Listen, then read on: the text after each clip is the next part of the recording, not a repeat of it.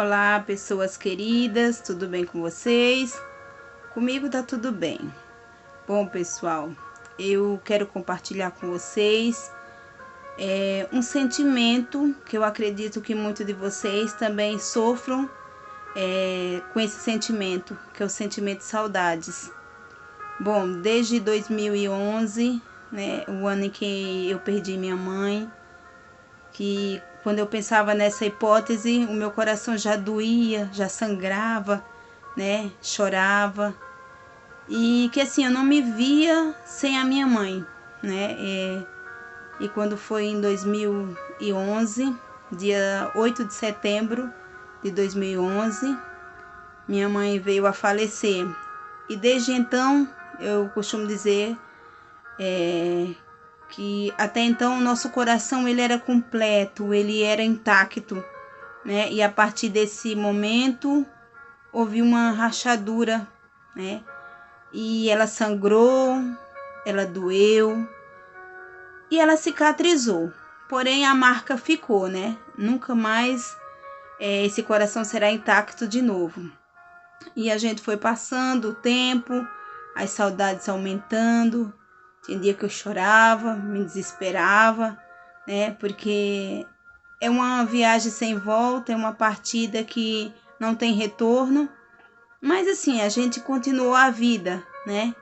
E aí quando foi em 2017, mais uma vez, esse coração sangrou, não só meu, como dos meus irmãos. Eu me emociono ao falar desse sentimento, porque é um sentimento que dói e que não existe remédio para curar essa dor. Não existe medicação que estanque esse sangue, né, que jorra do nosso coração, né? Em 2017, o meu pai, que já havia tido um AVC em 2012, né, ele foi internado às pressas, levado do interior do Pernambuco para Recife, onde ele ficou internado na UTI, na mesma UTI que a minha mãe ficou, no mesmo leito, né? Com um problema muito sério, muito grave. E ali ele ficou internado. Eu moro aqui em São Paulo. Eu lembro que eu viajei no dia 14 de setembro de 2017. Eu saí daqui desesperada, às pressas. Cheguei no aeroporto, perdi a passagem, né?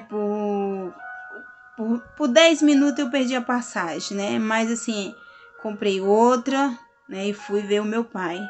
Quando eu cheguei lá, eu encontrei meu pai internado na UTI, passando por processo de hemodiálise, né? E detalhe, ele não conseguia se comunicar da forma que a gente se comunica, porque em 2012 ele tinha tido um AVC e ele ficou com sequelas. Mas eu cheguei lá, entrei naquela UTI e eu vi meu pai naquele leito, com aparelhos, né, fazendo hemodiálise.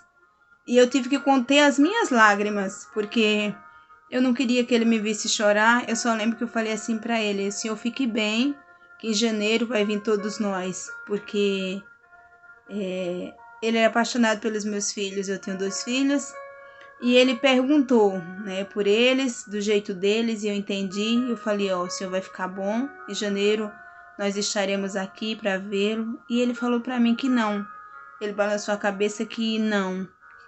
O que eu entendi, que ele disse que esse encontro não iria mais acontecer, né? E eu fiquei 4 dias lá, visitando ele na UTI. E quando foi dia 18, eu tive que retornar aqui para São Paulo, porque dia 19 eu tinha que estar no meu trabalho logo cedo. Retornei.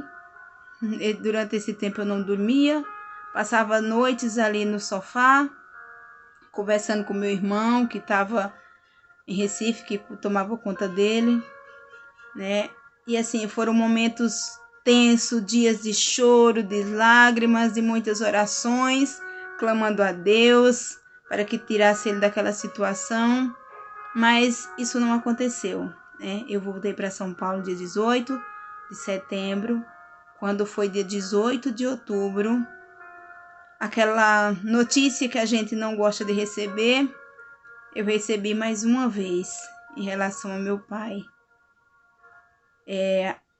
Veio da seguinte forma, conversando com meu irmão, ele me ligou, né, e ele falou assim: nega, porque ele me chama de nega, você tá preparada? E aí eu falei: o que foi que aconteceu? Ele simplesmente falou assim: nós o perdemos, né? Mais uma vez, o chão foi arrancado dos meus pés, né? Busquei força em Deus, nas minhas orações, né? Para superar mais essa perda. E detalhe, irmãos, meu pai faleceu dia 18, 19, dia 20 ele foi sepultado. No dia 21, a minha sobrinha mais velha sofreu um acidente de moto e teve um problema muito grave, muito grave. Foi internada às pressas, né, no Hospital do Trauma em Campina Grande.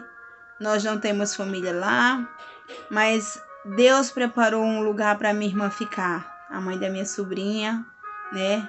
Onde não lhe faltou o que comer, onde não lhe faltou um cobertor, onde não lhe faltou uma cama, né? E aí foi mais um processo, né? Não conseguia dormir também, né? Ficava conversando com a minha irmã, lhe passando força, batendo na porta da misericórdia de Deus, clamando por sua misericórdia, pedindo para que ele intervisse, né? Que minha sobrinha não fosse operada por um homem, mas que ele fosse esse que queria operar minha sobrinha, e para a honra e glória do Senhor, né? Ela saiu dessa, não precisou ser operada. E aí, irmãos, por volta do dia 25 de novembro, eu acredito mais ou menos essa data, minha sobrinha voltou para casa. Para a honra e glória do Senhor, toda a família se alegrou, né? Ficamos muito felizes, gratas a Deus. E esses dias foram passando, irmãos, foram passando. E dia 2 de dezembro chegou, né? Foi um sábado, eu fui trabalhar. E eu estava lá no meu trabalho por volta de 11 da manhã, quando eu recebo uma mensagem do meu cunhado, perguntando se eu tinha falado com a minha irmã. E aí eu falei para ele que tinha falado com ela de manhã cedo, né? E aí eu perguntei o que estava acontecendo. E aí ele falou assim: eu não tenho uma notícia muito boa. Meu coração gelou, né? E eu perguntei o que aconteceu. Ele falou que o meu irmão, João Batista, havia tido um AVC, ou melhor, havia tido um infarto fulminante, e que ele não tinha resistido, ele tinha falecido. Mais uma vez, irmãos, mais uma vez, meus amados, o chão foi arrancado dos meus pés, né? Chorei, me desesperei, liguei para os meus irmãos que estão lá em Pernambuco, todo mundo desesperado com mais essa perca, sabe, irmãos? Sabe, amados, porque foi de setembro a dezembro. Eu costumo dizer que só foi pauladas, né? E mais uma vez nós perdemos uma pessoa tão amada, tão querida, né? E que é difícil, irmãos.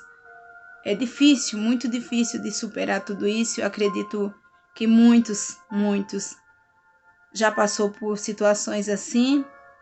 E, infelizmente, aqueles que não passou com alguém é porque esse alguém passou com eles. Irmãos, é tão difícil lidar com esse sentimento, o sentimento de saudades. Tem dias que eu choro, tem dias que eu me tranco no meu mundo, né? Tem dias que eu não sinto vontade de fazer nada, né? Mas aí eu sei que eu tenho que continuar a vida. E aí eu busco força em Deus. Tô sempre em contato com meus outros irmãos, né? A gente sempre conversa, um sempre dá força pro outro, apoio. Com todas essas percas, eu acabei adquirindo depressão, né? E assim, foi muito complicado, porque eu tive que buscar forças para superar mais esse problema. Mas, irmãos, essa questão da depressão, eu conto para vocês no próximo vídeo. Eu só quero dizer que é difícil lidar com esse sentimento de saudades, mas que a gente tem que buscar força, buscar força nos filhos, buscar força no marido, buscar força na esposa, buscar força em Deus, principalmente, porque o Senhor é a nossa fortaleza. E, infelizmente, né, quem está vivo um dia vai passar por uma perca. E é como eu já falei, se não passarmos com a perca de alguém, é porque alguém passou com a nossa perca. E nós temos que buscar força em Deus, força nos amigos, no nosso trabalho e superar, né? E superar porque esse é o caminho de todos nós. É o que nós temos por certeza na vida, que um dia nós iremos ou que um dia nós perderemos alguém, né? Então, meus irmãos, vamos aprender a lidar com esse sentimento, o sentimento de saudades. Tá bom, irmãos? Então, é um pouquinho da minha história, um pouquinho do que eu vivi, que eu queria compartilhar com vocês, tá bom? Um beijo no coração de todos e até o próximo vídeo.